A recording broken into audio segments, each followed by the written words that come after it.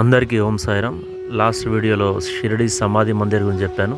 ఇప్పుడు చూపించబోయే వీడియో షిరిడి ప్రసాద్లయ. ఇది షిరిడి ప్రసాద్లయ ఎంట్రన్స్ అండి. ఇలా స్ట్రేట్గా వెళ్ళాలి. ఇక్కడ కనిపించే విగ్రహం సాయిబాబా గారిది, అంటే కవర్ చేశారు, కరెక్ట్ క్లారిటీ కనిపించే పెయింటింగ్ నడుస్తుంది. ఇది షిరిడి ప్రసాద్లయ. చాలా పెద్ద బిల్డింగ్ అండి. ఇక్కడ డైలీ మార్నింగ్ 10 o'clock నుంచి నైట్ 10:30 వరకు కంటిన్యూ భోజనం పెడతానే ఉంటారు ఫ్రీగా. ఒకప్పుడు ఇదే బిల్డింగ్లో టోకన్స్ ఇచ్చేవారు భోజనానికి, బట్ ఇప్పుడు రూల్స్ చేంజ్ చేశారు. అంటే బయటి వాళ్ళందరూ వచ్చి ఇక్కడే కంటిన్యూ తింటున్నారు.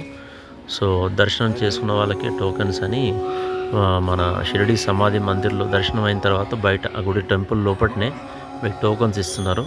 సో మీరు తీసుకోవచ్చు, ఒకటి కాదు. అంటే 3 పూటలు భోజనం చేయాలంటే ఒక్కొక్కరికి 3 అలా ఇస్తారు. ఎన్ని అంటే అన్ని ఇస్తారు, అడిగి తీసుకోవాలి. సో ఇది లైన్ అండి, ఇలా వెళ్ళాలి, ఈ లోపలికి ఇలా వెళ్ళాలి. ఇది లైను. మా పిల్లల అల్లరి మామూలుగా లేదు. మా పెద్దోడు ఇలా వెళ్తున్నాడు ముందు, మా చిన్నోడు ఎలా చూస్తున్నాడు. లోపల చూసారా అసలు ఎంత పెద్ద హాల్ అంటే చాలా పెద్ద హాలు. ఇక్కడ షిరిడి ఉన్నంత ఇక్కడ భోజనం హాలు ఎక్కడ ఏ టెంపుల్ దగ్గర లేదండి. ఇక్కడ డైలీ 60,000 నుంచి 70,000 మంది భోజనం పెడతారంట. సో చూసారు ఒక్కసారి, వెనక అంతా ఫుల్ అయిపోయింది. మేము వెళ్ళినప్పుడు మేము ఇదే లైన్లో ఫ్రంట్ అంతా ఇంకా ఖాళీగా ఉంది. అప్పటికి ఫుల్ అవుతున్నారు, వస్తూ ఉన్నారు. మా బ్యాక్ సైడ్ అంతా ఫుల్ ఉంది. ఇప్పుడు మేము కూడా ఇక్కడ కూర్చుంటున్నాం ఇదే లైన్లో. ఇప్పుడు చూపిస్తున్నాం చూడండి, ప్లేట్స్ అన్నీ ఖాళీగా ఉన్నాయి. ఇలా ఫ్రీ భోజనం కాకుండా మీకు ఫస్ట్ ఫ్లోర్లో 50 రూపీస్ ఇస్తే 50 రూపీస్ టోకెన్ తీసుకుంటే అక్కడ మీకు సిట్టింగ్ ఉంటుంది. పర్సనల్గా 4 మెంబర్స్ కూర్చొని తినొచ్చు. అన్లిమిటెడ్ ఫుడ్ ఉంటుంది, అది కూడా ట్రై చేయొచ్చు మీరు. బట్ ఇక్కడ తింటే బాగుంటుంది. ఇది మా ఫ్యామిలీ అండి, ఇది నాతో పాటు మా ఫ్యామిలీ వచ్చాం షిరిడికి. నేను వచ్చిన ప్రతిసారి ఖచ్చితంగా ఇక్కడ భోజనం చేస్తాను. మీరందరూ ఎప్పుడైనా షిరిడి వచ్చినప్పుడు మాత్రం ఖచ్చితంగా ఇక్కడ టేస్ట్ చేయాలండి. సో చూసారా, ప్లేట్స్లో 2 చపాతీలు వేస్తారు, రైసు, 2 types ఆఫ్ కర్రీస్, ఒక స్వీటు. చాలా టేస్టీగా ఉంటుంది. అన్లిమిటెడ్ ఫుడ్ అండి, వేస్ట్ చేయొద్దు. మళ్ళీ సెకండ్ టైం కూడా వస్తారు, పెడతారు. కర్రీస్ విషయానికి వస్తే ఇక్కడ మీకు మంచిగా 3 పూటలు 3 వెరైటీస్ పెడతారండి. అదే మొలకెత్తిన గింజలు ఒకసారి పెడతారు కర్రీ, శనగల కర్రీ, ఇలా అన్ని సీడ్స్కి సంబంధించిన కర్రీ పెడతారు. భోజనం అయిపోయిన తర్వాత ఇలా బయటికి వస్తే మీకు బయట ఒక ఎలిఫెంట్ స్టాచ్యూ కనిపిస్తుంది. చాలా న్యాచురల్గా ఉంటుంది, చాలా బాగుంటుంది. ఫొటోస్ దిగుతూ ఎంజాయ్ చేస్తుంటారు. ఇప్పుడు నేను చూపించబోయేది ఖండోబా మందిర్ అండి. ఫస్ట్ సాయిబాబా గారిని పేరు పెట్టి పిలిచింది మహల్సిపతి గారు, సాయిబాబా పరమ భక్తుడు. సో హౌస్ ఆయన పిలిచింది ఇక్కడే. సాయిబాబా గారి పేరు ఇక్కడ నుంచే ప్రారంభమైంది, సాయిబాబా అని, సాయి అని.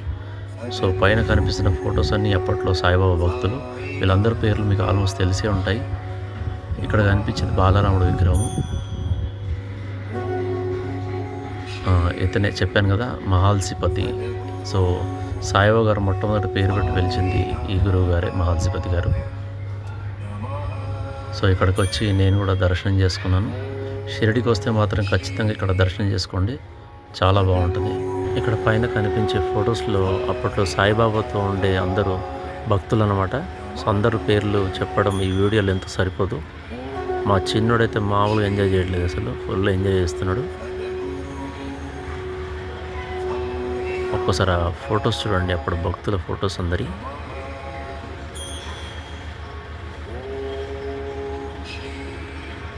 నేను చెప్పాను కదా ఖండోబా మందిర్ అని. సో పక్కనే ఉంటుంది, ఇదే ఖండోబా మందిర్ అని. మన తెలుగులో మల్లన్న స్వామి అంటారు, అక్కడ ఖండోబా స్వామి అంటారు. సో తప్పకుండా ఇక్కడ వచ్చినప్పుడు తప్పకుండా దర్శనం చేసుకోండి. టెంపుల్ మాత్రం చాలా బాగుంటుంది, చాలా పీస్గా. సో వీడియో అందరికీ నచ్చుతుందని అనుకుంటున్నాను.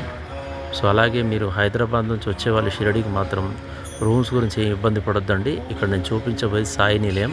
ఇది వచ్చేసి హైదరాబాద్లో రాణిగంజ్ సాయిబాబా టెంపుల్లో బుక్ చేసుకోవచ్చు. చాలా రీజనబుల్ ప్రైస్ అండి, చాలా పీస్ ఉంటుంది. ఈ వీడియో మీ అందరికి నచ్చితే లైక్ చేయండి, షేర్ చేయండి, సబ్స్క్రైబ్ చేయండి. Support my channel.